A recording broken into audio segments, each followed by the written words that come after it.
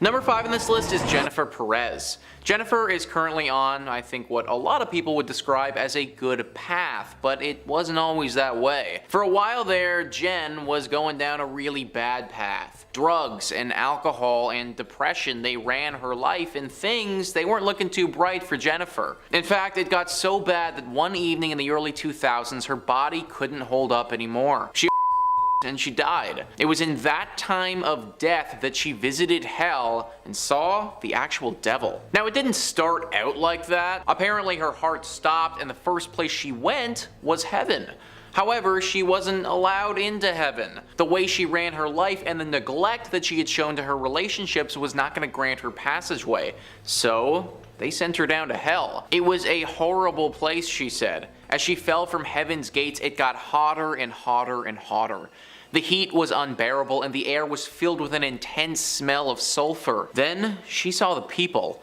Thousands upon thousands of them getting brutally tortured by all kinds of demons in all kinds of horrific fashions. And at the heart of it all, a massive red creature who she assumed must have been the devil. Eyes glaring, watching over all of it, almost like the way Sauron watches over things in The Lord of the Rings. Before she hit the hot hellish ground though, she woke up. She was revived, and her life was saved. From that point on, she has completely changed her way of life and tried to do everything in her power to never end up in that horrible place again with the devil watching over all of it. I imagine that if I ever saw the devil up close and personal like that, I might change my way of living as well. Number 4 on this list is Sim Calpin. Sim Calpin is a Reddit user who believes that several years ago they saw a demon, or maybe even the devil, in their own home. They write, "When I was about 17, I woke up in the middle of the night thirsty and I went into the kitchen to get some water. When I walked into the kitchen and flipped on the light, I saw what I can only describe as a large golem-looking creature. It looked me in the face and then screeched, a noise I will never forget, and then crawled on the walls into the unlit part of the house. Well, I wasn't sleeping or dreaming. I ran into my room and turned on music and did not sleep the rest of the night. I've only told a handful of people about it, and yes, I'm completely serious." I've never heard of the devil as being a golem creature, but it's certainly not impossible. What the devil would have been doing in your home, clutching your ceiling in the middle of the night, now, that's a better question. Personally, this probably rings closer to a demon than the actual devil himself. No disrespect to Sim Calpin here, but unless there is something particularly special about him, his family, or his home, then I don't really see why the devil would have been there. But then again, why is the devil doing anything that he's doing? Why would a demon have been there? There are a lot of questions involved in this story, and obviously Sim wasn't in a position to be able to ask when he ran into this thing at the time. At least it stayed in the kitchen and didn't follow him upstairs. Number 3 on this list is Jesus Christ. Jesus Christ was a very real dude, and he definitely lived one heck of a life. Now, he may not have actually seen the devil necessarily, but he definitely saw hell and all of its horrible details. There's a text called the Apocalypse of Peter that is written by the disciple Peter and describes the divine visions that Christ had of hell. Wikipedia says, the work details both heavenly bliss for the saved and infernal punishments for the damned. In particular, the punishments are graphically described in a physical sense and generally correspond to lex talionis. Blasphemers are hung by their tongues, liars who bear false witness have their tongues set on fire eternally, callous rich people are made to wear rags and be pierced by sharp stones as would beggars, and so on. Yeah, so even though Jesus didn't necessarily see the devil, he saw what the devil was up to, and none of it's pretty good. I don't know about you folks, but I like my tongue the temperature that it's currently at, and having it lit on fire for eternity doesn't really sound like the best way to spend my time. It's no wonder Jesus preached so much about love and God and everything. My dude literally saw what was going to happen to all of us if we didn't do any of that. Jesus straight up knew that the devil was just waiting for the moment your soul passed over to hang you by your tongue and torture you forever. Number 2 on this list is Patrick Antle. Patrick had a horrifying encounter with a demon several years back when he was 17. He's 23 now, but it's taken him that long to even speak about the event that transpired. At the time, he lived with his parents in Cincinnati. One evening, Patrick decided to sneak out and go to a local high school party. The sneaking out process worked out fine and he made it to the party safely. It was on his way back though that he had the scariest moment of his life. He was walking back the way he came to go back home a little bit past 2 a.m. The area that he was in was rural and there weren't too many houses that he passed by. However, when he turned down the second last street before his own, he saw a house on the side of the road. It's a house. This shouldn't be anything serious, but what struck him as being weird was that he'd never seen that house before. Now, Patrick had been drinking a little bit that evening, so he just chalked it up to being a little bit drunk and kept walking down the street. When he was passing right in front of this house though, he stopped and glanced at it and noticed the garage door was open. Only a few seconds had passed when out of the darkness of the garage door, two red glowing eyes appeared in the night. His body immediately froze, and even though his mind was telling him to run, his limbs didn't want to cooperate. Standing stuck in the middle of the road, paralyzed, Patrick got struck with an overwhelming fear that his life might end right there, right then. The eyes dug into his skull and felt as if they were infiltrating his soul. Then he heard a voice. A voice that wasn't coming from the garage, but one that was actually coming right out of his own head. The voice was a deep, guttural snarl that said, "Turn away now or your body will burn in the deep fires of hell and your soul will be tormented for eternity." The message ended and his body hit the ground. He didn't take any time to think about what had happened, but just got up, ran home as fast as he could. It took him several weeks to work up the courage, but eventually he went back to that road and saw that the house that he had seen that evening wasn't there anymore. To this day, he has no idea what happened to him or who that was, but he believes that there is a really strong possibility that he encountered the devil and for some reason, it decided to let him live. And finally, number 1 on this list is Sister Josefa Mendez. Born in 1890 and only living 33 years, Sister Josefa Mendez saw her fair share of hell. She was constantly bombarded with visions of hell and the devil himself. So much so that she wrote about this in a book called The Way of Divine Love. The purpose of the book was to lead people away from hell and the devil, but writing it must have been difficult because she would have ran into Satan himself way too many times. Eternally burning fire and dark, never-ending corridors. That's what she saw hell to be filled with. All the souls and people who were sent there, the devil would suck the capability of love and compassion from them so that they could no longer feel any positive emotions at all. It was just depression and grief for those that got sent here. The devil was a dark creature in her visions who would eat these happy emotions up but not feel any of them himself. She saw these visions and warned us about them so that we wouldn't have to see them. I recommend heeding her warning. Number 5 on this list is Bill Wise. Now, it's unclear whether or not Bill saw the devil specifically, but he came pretty damn close. Bill is the writer of a book called 23 Minutes in Hell, which, as you guys can imagine, is his story of how he spent 23 minutes in hell. Wikipedia says Wise states that he had been a Christian since 1970 but had never studied hell before his experiences on the night of November 22nd, 1998. According to the book, Wise, then a real estate broker, found himself in a cell approximately 15 feet high and 10 feet by 15 feet in area where there were two foul-smelling beasts, personifications of evil and terror, who spoke in a blasphemous language. Wise says that the creatures had strength approximately 1,000 times greater than a man's strength. Wise states that he had heard the screams of the billions of damned people in hell.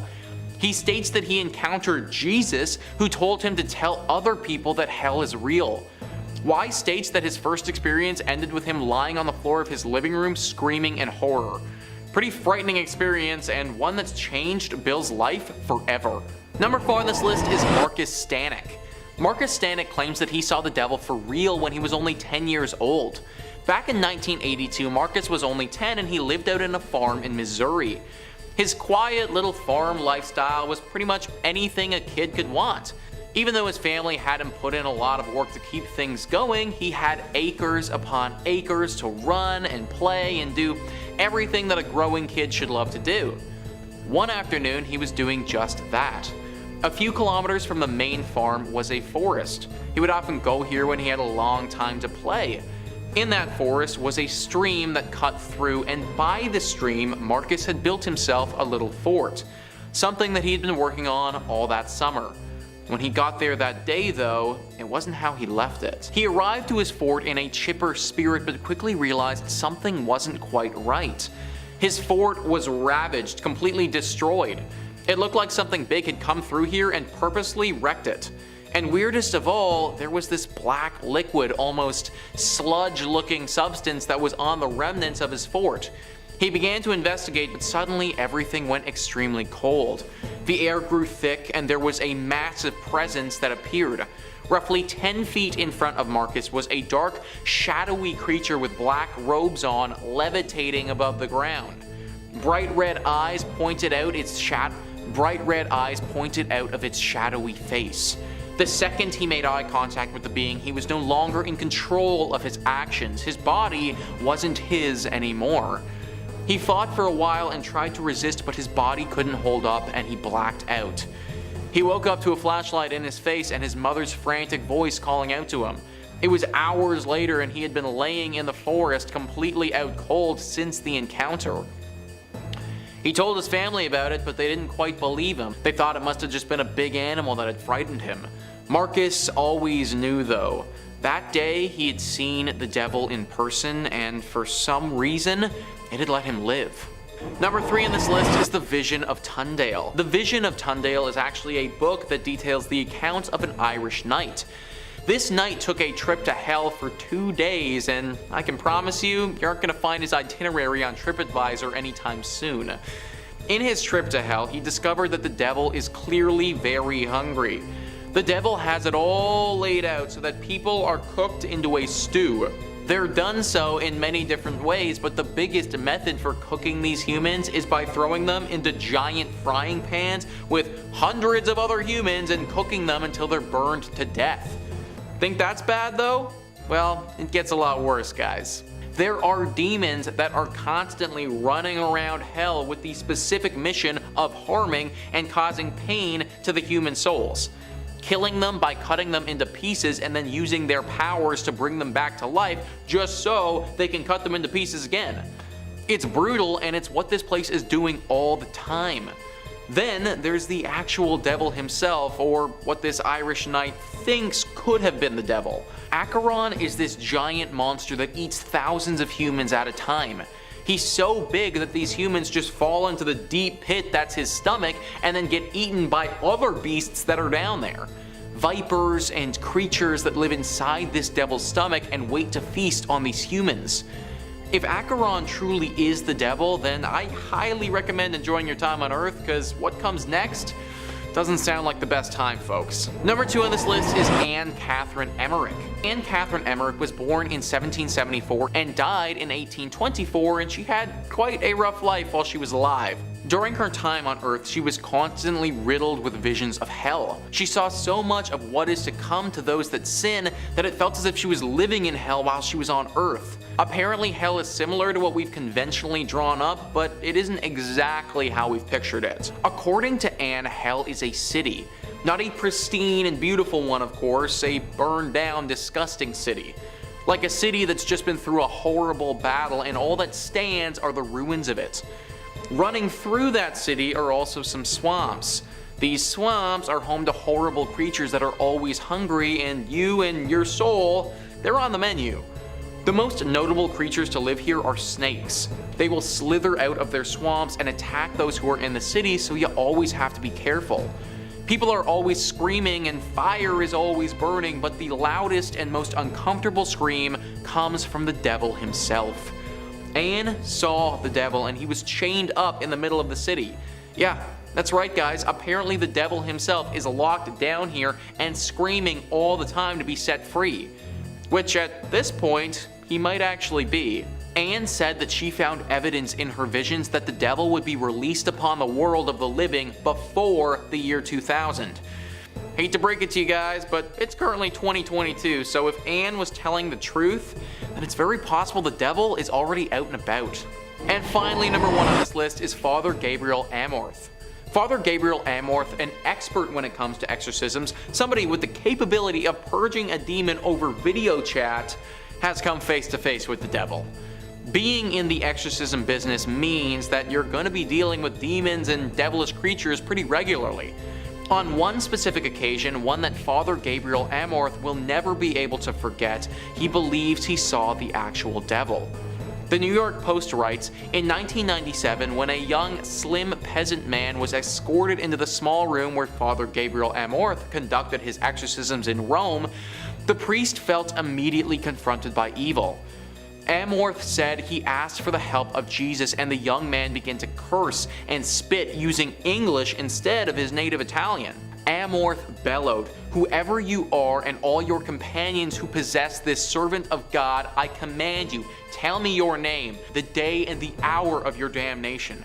The man fixed him with a glare and snarled, "I am Lucifer." It was obviously at this point where Father Gabriel Amorth knew he was dealing with something pretty serious. The Post goes on to describe how, in return, the demon resumed his shrieks, making the possessed turn his head back and his eyes roll. He remained like this with his back arched for a quarter of an hour. As this continued, the room became extremely cold and ice crystals formed on the windows and the walls. As Amorth continually commanded the demon to leave the host, the young man's body stiffened so much that he became hard and began to levitate. For several minutes, he remained hovering 3 feet in the air. Finally, the man dropped into a chair. Amorth said he left for the day but continued to regularly visit the man and pray over him until he was met with no resistance. Amorth died back in 2016, but during his life he had performed tens of thousands of exorcisms. This is a man who has seen it all when it comes to demons and anything from hell. The fact that this one exorcism sticks out to him as being the moment he knew he'd seen the devil makes me believe it to be true. That overwhelming sense of evil that the room was filled with, I can't imagine how that must have felt. Part of me wants to know just so I can experience it as well, but as the father would go on to describe, moments like this, when you come face to face with evil as dark as that, it changes you as a person forever. It happened to him, and I imagine if you or I saw the devil in person, it would happen to us as well. Starting off this countdown, we have the North Berwick witches. North Berwick is a small town in Scotland where some of the most brutal and horrific witch trials took place. It all started during the reign of King James VI. While on his way to get his new bride in 1589, he encountered a series of disastrous storms. In fact, the storms were so bad that he was forced to head back home. He immediately thought that the storms were the work of witches. It didn't help that back then a rumor had started that a witch had sailed out on the River Forth to conjure up some storms. So from then on, King James was dead set on finding these witches. In fact, 70 to 200 women were accused of being witches. Most of them were tortured and then executed. Now, apparently during these trials, he did come across a number of women that admitted to being witches. They claimed that they had all made deals with the devil and were now under his command. They also claimed that they would use one of the churches there to hold their coven. They even said that this was the place where they had summoned the devil himself. In fact, this church was located right on the seafront, so James was like, aha! The perfect place to conjure up storms, all of you are guilty. As a result, these witches were strangled and then burnt at the stake. In our 4th spot today, we have Sabrina Spellman. Although she's a fictional character, Sabrina still deserves a spot on today's list. Without too many spoilers, the show The Chilling Adventures of Sabrina is about Sabrina, a teenage witch who on her 16th birthday has to sign her name in the Book of the Beast. Upon doing so, she makes a deal with Satan. She basically gives herself to him in exchange for magical powers. At first, Sabrina refused to do so because she didn't want to give up her mortal life, but later on she was forced into doing it in order to stop a number of evil forces that were murdering many of the townsfolk. Once she signed the book, she is forced to do Satan's bidding. She has to basically bow down to him and do whatever he instructs her to do. In return, Sabrina's magic became even stronger. In fact, she became the 4th witch in all of history to summon demonic blue hellfire, which was then used in order to fight off the Greendale 13. And for her to do that as a relatively new witch is very impressive. Later on in the show, we also realize that Miss Wardwell is evil and is using Sabrina so she can become the Queen of Hell. Sabrina's destiny took a dark shift as soon as she made a deal with the Dark Lord. Although all the witches in the series have signed this book, the Dark Lord specifically needed Sabrina to sign it. Her destiny is far more different than the other witches in the show. Have you guys watched the show? Let me know in the comments below. Honestly, I did, but after season 2, I couldn't anymore. Let me know your thoughts though. Moving on at number 3, we have Lilith. Now the description of Lilith varies depending on your beliefs. In Jewish folklore, Lilith is a female demon. In Luciferian witchcraft and Luciferianism, Lilith is described as the consort of Samael. Other people believe that she is the wife of Satan, or that Lilith was the first wife of Adam. But she wasn't that obedient to him, and Adam didn't like that, so Lilith left. Then God made Eve, who was more obedient. Lilith became jealous and turned into the snake that made Eve take a bite from the apple. The two were banished from the Garden of Eden, and Lilith turned into a demon. Her main goal, to get revenge on all men. Then you have the people that believe Lilith is a child-killing witch. She wasn't able to conceive, so she was jealous of pregnant women and would go around killing them or stealing their babies. In this case, we are looking at the version in which Lilith is a witch, obviously. In this case, Lilith is working alongside Satan to do his dark bidding for him. Their deal is that if she's with him, then she will work for him. But she's not always obedient, in fact she has gotten frisky with other men. In the TV series Supernatural, Lilith is depicted as a white-eyed powerful demon. She is said to be the first human that made a deal with Satan and promised to serve him. As a result, she became the first demon. In the chilling adventures of Sabrina, we end up finding out that one of the characters, Miss Wardwell, is actually Lilith. She is referred to as Satan's concubine and the mother of demons, and of course, she's a witch. In fact, she is said to be the first witch in existence. She made a deal with Satan, or the Dark Lord. According to her story, she was wandering the wasteland aimlessly when she encountered Lucifer, the fallen angel. She made a deal to heal the wounds caused by the loss of his wings, if he in return helped her. She then pledged allegiance to him and became his handmaiden. In the end, Lilith wants to become his queen, which is why she goes to the extreme lengths to do whatever he tells her to do. Moving on to number 2, we have Sarah Good. Now, if you have seen the Fear Street trilogy on Netflix, then chances are you might be a little familiar with this story. The movie was loosely based off of the real witch Sarah Good, but in the movie they changed her name to Sarah Fear. So Sarah was one of the first 3 women that were accused of witchcraft. It was her, Sarah Osborne, and Tituba. These 2 other ladies were said to be real witches, and when they were accused, they brought forth Sarah Good's name, saying that she was a witch too. Little tattletalers. The townspeople were quick to believe this because Sarah never attended church. She lacked self-discipline and self-control, and she was 38, but apparently she looked like she was 70. That combined with the other ladies' testimonies had everyone against her. In fact, apparently when she was brought in front of the court, a number of witnesses began to twitch and rock back and forth and moan. So they were all like, damn, she's definitely a witch. Look at what she's doing to the people that accused her of being one. Not only that, but her own husband and daughter even admitted to Sarah being a witch as well. And then things kept getting worse and worse for her. At one point in her trial, one of the accusers started acting out and claimed that Sarah attacked her with a knife. In the end, of course, she was found guilty of witchcraft and was sentenced to death. But just before her death, she made a deal with the devil to curse a priest. She said, and I quote, "I am no more a witch than you are a wizard, and if you take my life, God will give you blood to drink." Now when she died, apparently the priest and his land both became cursed, just like Sarah claimed it would. To this day, it's said that Sarah continues to haunt the town, searching for those that have wronged her. And in our number 1 spot today, we have the